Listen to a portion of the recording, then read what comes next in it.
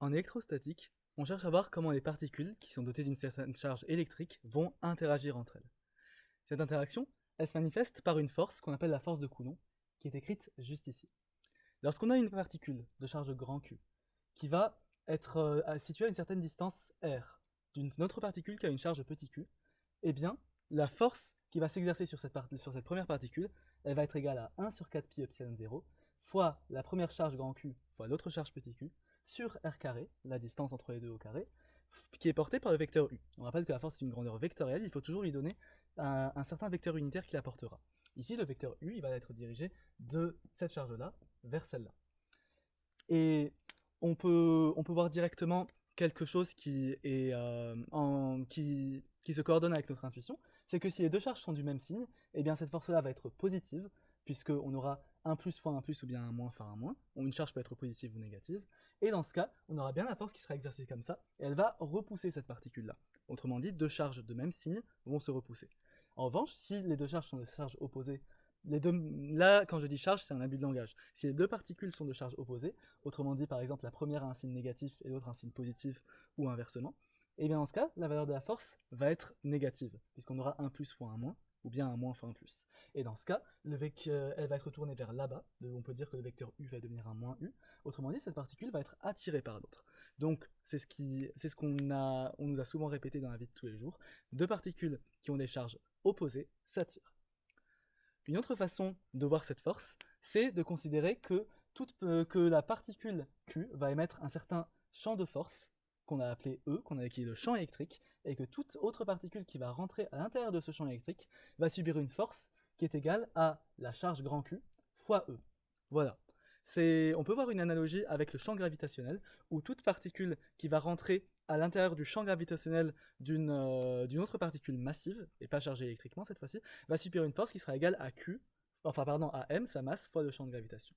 Et ici, c'est l'analogie exacte en version électrique.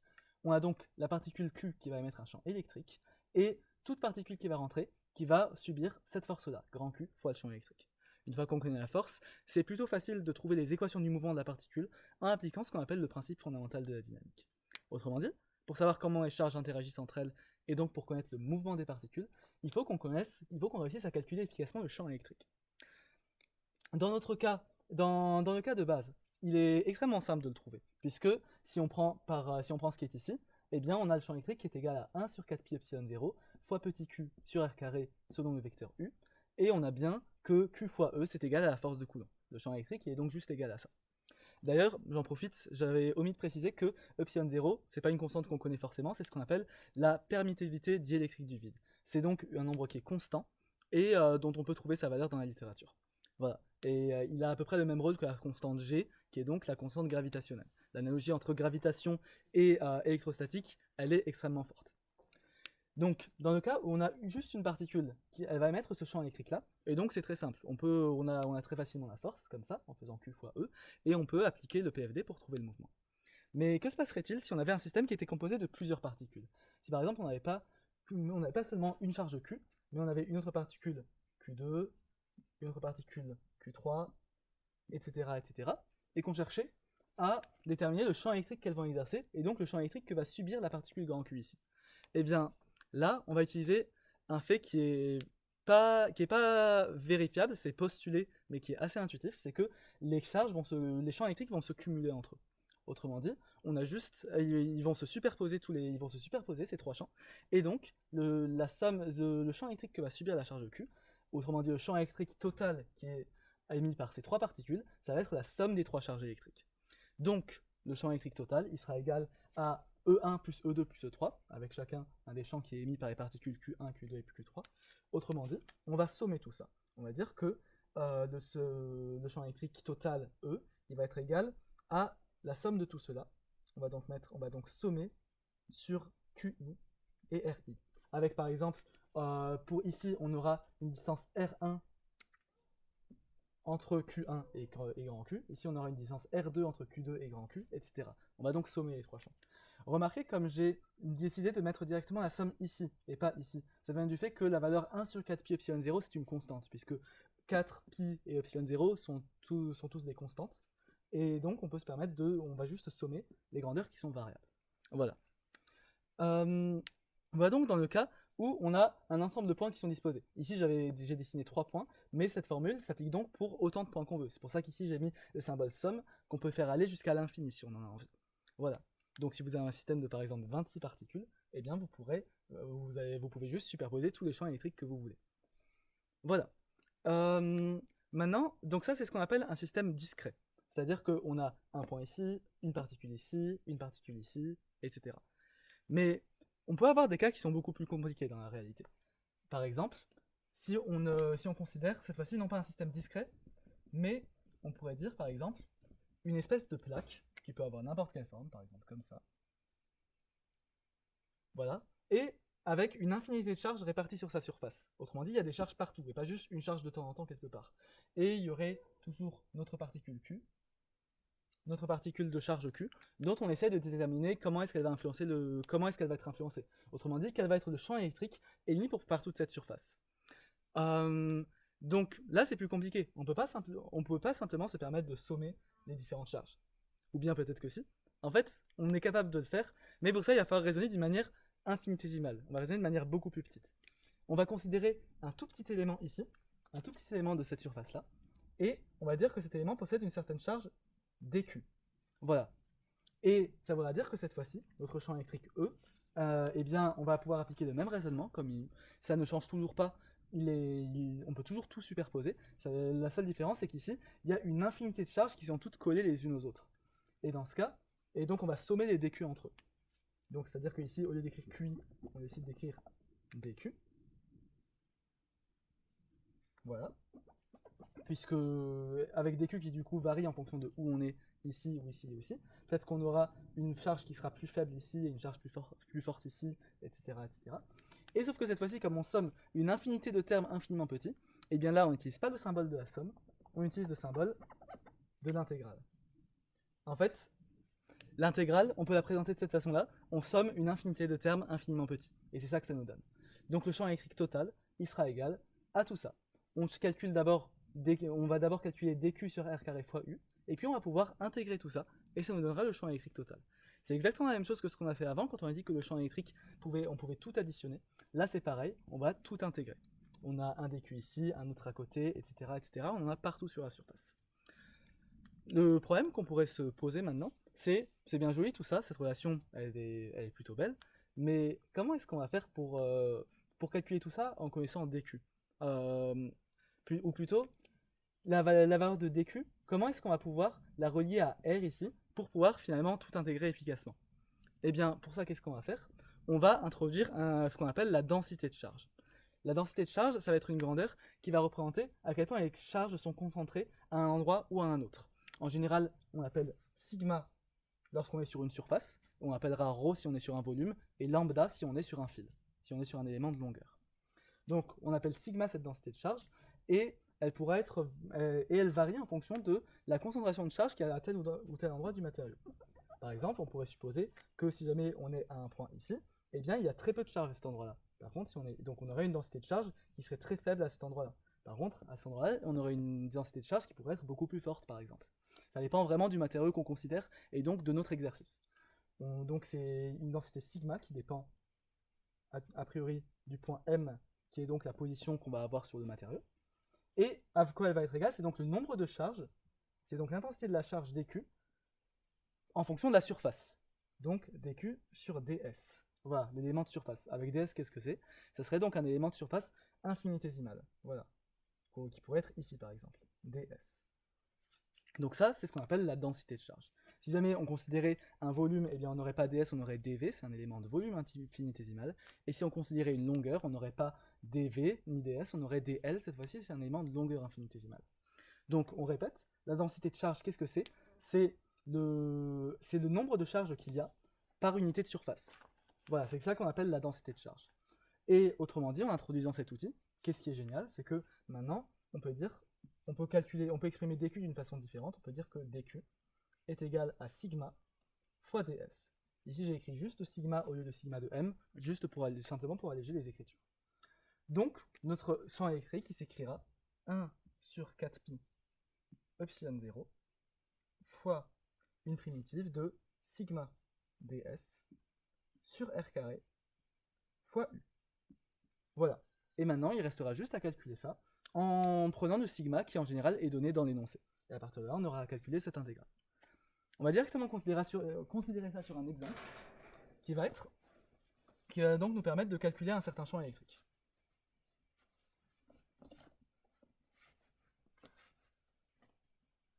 On va prendre le cas d'un fil, donc un fil qui va avoir une certaine longueur, L, et puis on va voir comment on va réussir à calculer le champ électrique d'un point qui est situé sur le même axe de ce fil. On va représenter ça schématiquement. On a donc un fil, comme ça, qui varie de 0 à L, voilà. Et puis, on va considérer l'axe du fil, comme ça. Voilà. Et puis, on va considérer n'importe quelle particule ici. Par exemple, une particule de charge grand Q, comme on avait présenté au moment de l'introduction. Et on aimerait savoir quel va être le champ électrique que va subir notre particule grand Q. Et pour ça, on va utiliser ce qu'on vient de dire ici. On va supposer, donc ça, ce sera encore quelque chose qui sera donné dans l'énoncé, que notre fil va avoir une certaine densité de charge qu'on va appeler lambda. On a dit qu'en général, quand on était à une dimension, pour un fil, une longueur, on appelle ça lambda. Et on va dire que lambda, donc qui va dépendre de la longueur, on va appeler r la distance, on va appeler r l'avancement qu'on a sur le fil, donc comme ça, on va dire que c'est r. Et bien on va dire que lambda, il dépend de r de cette façon-là. Lambda de r, il va être égal à une certaine constante qu'on va appeler par exemple alpha, fois r carré. Autrement dit, on considère que dans notre fil, quand on est à 0, eh bien on aura une densité de charge qui vaudra alpha fois 0, autrement dit 0, autrement dit il n'y aura aucune charge ici, et plus on augmente, plus on aura de charges qui seront concentrées. En L, on aura alpha fois L carré, qui sera notre densité de charge. Voilà, donc on a donc lambda qui est égal à ça. Maintenant, donc, on aimerait réussir à calculer le champ électrique. Pour ça, qu'est-ce qu'on fait? On dit qu'on considère un élément infinitésimal et que notre champ électrique s'écrit à ce moment-là. Et que, pour trouver le champ électrique total, eh bien, il va falloir intégrer tout ça. Donc, c'est ce qu'on avait écrit ici. Et maintenant, on exprime dq d'une façon qui sera facile à calculer. Donc, on rappelle que lambda, la densité de charge, c'est égal à dq sur dr, avec r qui est donc un élément de longueur infinitésimale comme ça. On a une charge dq ici, et on va avoir un petit élément de longueur dr comme ça. C'est ça que ça veut dire la densité de charge. On cherche une charge par rapport à une longueur ou une surface ou un volume, ça dépend de notre situation. Et donc, ça veut dire finalement que dq va être égal à lambda fois dr. Comme ça. Et maintenant, donc là j'ai simplement multiplié par dr de chaque côté. Et donc finalement, ça va être égal, on remplace lambda par ce qui a été donné par l'énoncé, par alpha r carré. J'ai oublié de préciser, alpha c'est une valeur qui va être donnée constante par exemple. Et donc ça nous donnera alpha r carré dr. Voilà, là on a donc trouvé combien valait notre charge infinitésimale. Et maintenant on a juste à la mettre à l'intérieur de l'expression du champ électrique pour tout calculer. Et c'est ce qu'on va faire tout de suite. Donc, dans notre cas, on a que le champ électrique E est égal à 1 sur 4 pi epsilon 0 fois l'intégrale de, donc on avait dit dq sur r carré fois le vecteur u, dq c'est égal à ce truc là, donc alpha r carré dr sur r carré. Remarquez comme maintenant, comme quand on commence avec une quantité infinitésimale, on aura toujours une quantité infinitésimale à la fin, jusqu'à ce qu'on passe à l'intégrale. On avait commencé avec du dq, on a toujours du dr ici, et c'est ça qui nous permet d'intégrer après. Voilà, on intègre par rapport à r. Et fois le vecteur u. D'ailleurs, ce vecteur u, qu'est-ce que c'est dans notre situation, puisqu'on ne s'y est pas intéressé pour l'instant? Eh bien, notre vecteur u, ça va simplement être celui qui va relier une charge q, n'importe laquelle qui est située sur ce fil, à la charge grand Q, dont on cherche à calculer le champ électrique. Donc ça voudra dire que ce sera un vecteur qui sera dans cette direction-là, u.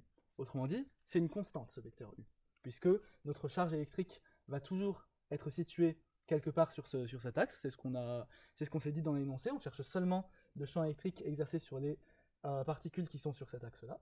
Donc le vecteur u, il est toujours dans une certaine direction. Même si la charge q est ici, c'est pas grave, le vecteur u pointe toujours là-bas, et c'est juste la coordonnée r qui sera négative. Donc le vecteur u, dans notre cas, c'est une constante. De même, on a dit que alpha était aussi une constante. Donc, on peut réécrire ça en sortant, entre guillemets, toutes les constantes de l'intégrale, et ça nous donne que E est égal à 1 sur 4 pi epsilon 0 fois alpha fois u, donc alpha u, sur 4 pi epsilon 0 fois l'intégrale de r carré sur r carré fois dr, r carré sur r carré, ça fait 1, donc juste fois l'intégrale de dr. Voilà.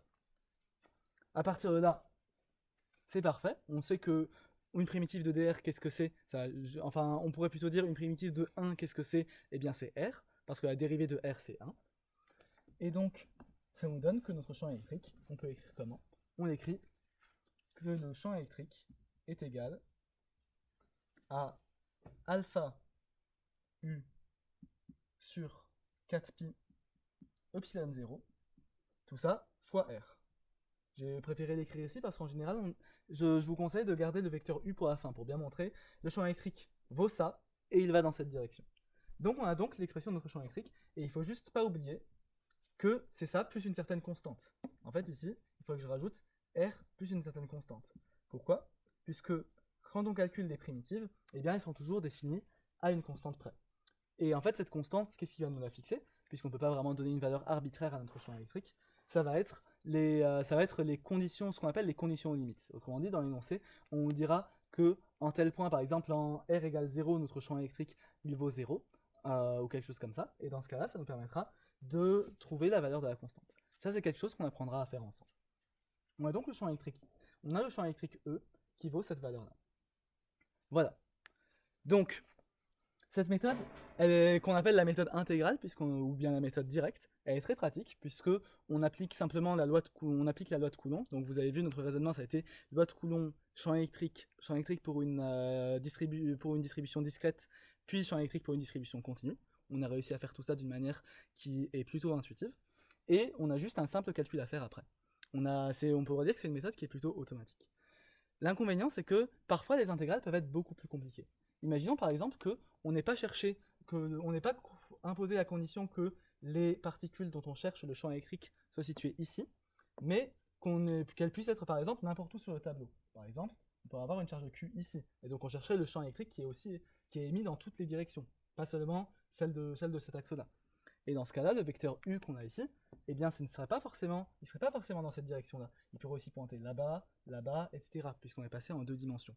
Autrement dit, notre vecteur U n'est plus une constante, et ça va être beaucoup plus compliqué à calculer. Il faudrait le projeter en fait dans un système de coordonnées qui sont fixes, comme par exemple les coordonnées cartésiennes, et ça ferait intervenir un certain nombre de θ, il faudrait faire de la trigonométrie. Ça peut être encore plus dur à calculer, parce que là on a considéré seulement une distribution pour un fil, c'est vraiment différent. Donc à pas mal de moments, on n'utilisera pas cette méthode-là, on utilisera plutôt une autre qui s'appelle le théorème de Gauss. Et dans ce cas-là, c'est pas quelque chose qu'on verra tout de suite, le théorème de Gauss, on consacrera une vidéo entière à celui-là. Il est surtout utile pour les problèmes à forte symétrie, mais on va voir comment est-ce qu'on peut utiliser les distributions de charges pour justement, dans le cadre de notre théorème de Gauss. En fait, il va parfois, ce qui nous servira ici, ce sera de connaître le nombre total de charges qu'il y a à l'intérieur de notre système. Donc, on verra plus tard, justement, pour notre fameux théorème, que c'est utile de connaître ce nombre total de charges. Dans ce cas-là, qu'est-ce qu'on ferait? Eh bien, pour connaître le nombre total de charges, qu'on va appeler par exemple Q total, eh bien, à quoi il va être égal? Ça va être tous les dQ, tous les dQ qui sont à l'intérieur du fil, et qu'on va donc additionner ce dQ-là, plus ce dQ-là, etc., etc.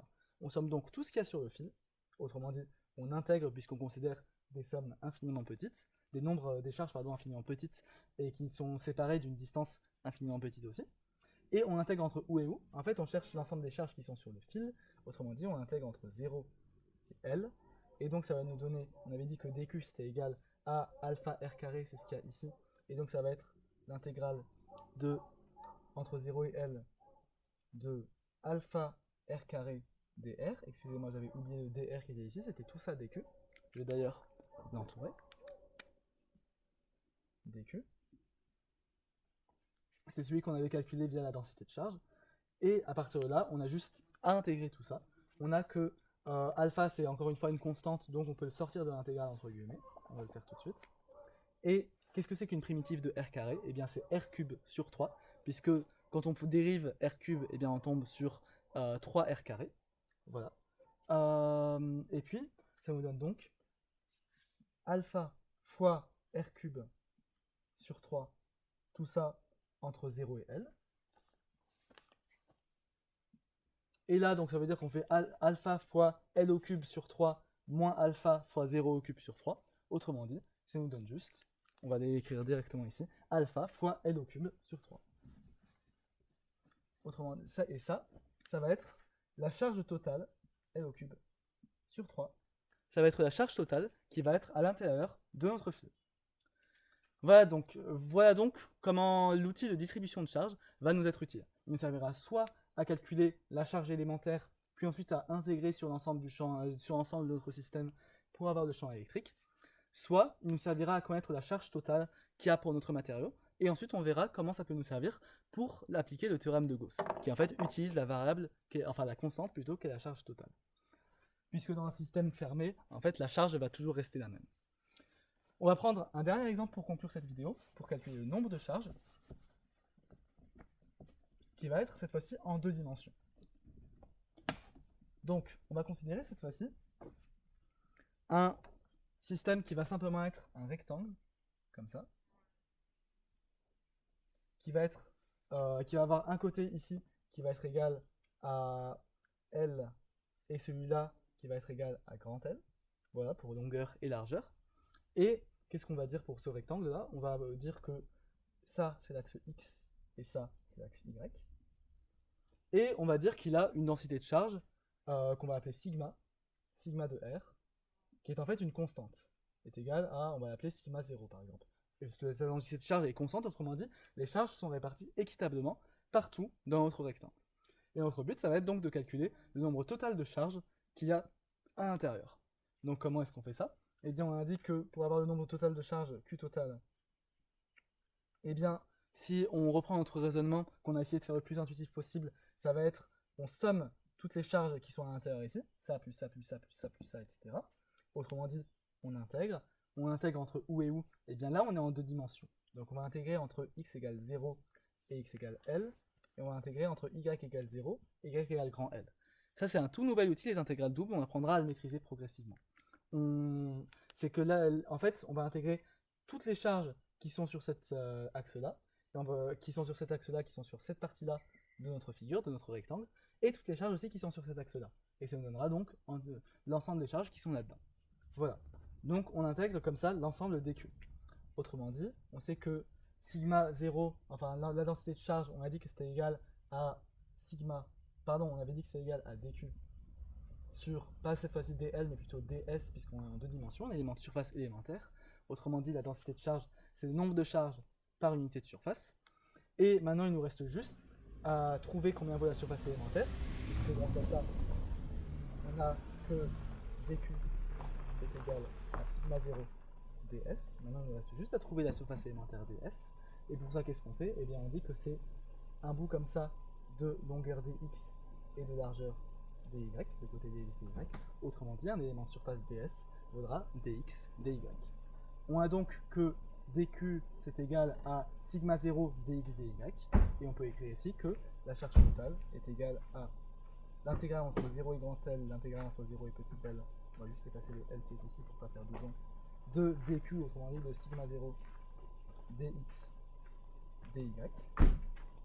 Voilà. Et à partir de là, qu'est-ce qu'on a à faire? Eh bien, on va juste intégrer tout ça, et puis calculer les valeurs entre 0 et L, et puis 0 et grand L. Donc là, le calcul va être beaucoup plus simple qu'avant, dans le sens où on a juste sigma 0 qui est une constante qu'on va sortir entre guillemets de l'intégrale, et puis on aura terminé. On a donc que notre charge totale, donc la charge totale qui est à l'intérieur de ce rectangle, qui est chargée uniformément, elle va être égale à sigma 0, on sort de l'intégrale, fois l'intégrale entre 0 et L, et là on peut séparer les variables dx et dy. On sait que là on cherche dy qui varie entre 0 et L, et on cherche dx qui varie aussi entre 0 et L, donc petit l cette fois-ci pour la longueur. Quand on a en fait des variables qui sont... Quand on a une intégrale double, c'est plutôt simple à calculer puisque on a le droit de séparer les variables comme ça revient juste à calculer un produit de 2 intégrales. Et on a donc que c'est égal à sigma 0 fois donc dy, une primitive de 1, qu'est-ce que c'est? Ça va simplement être y, puisque la dérivée de y c'est 1. Et on a donc y qu'on évalue en L moins y qu'on évalue en 0, ça nous fait L. Puis x qu'on évalue en petit l moins x qu'on évalue en 0, ça nous fait tout simplement petit l. Et on a donc que notre charge totale à l'intérieur de ce rectangle, c'est sigma 0 fois grand L fois petit l, avec sigma 0 qui est une constante. Voilà, donc on a vu que connaître la densité de charge, ça nous permettait soit de calculer directement le champ électrique par méthode directe, par méthode intégrale, soit de calculer le nombre de charges qui nous servira pour le théorème de Gauss. Et ça sera ce qu'on verra prochainement, donc dans la vidéo suivante.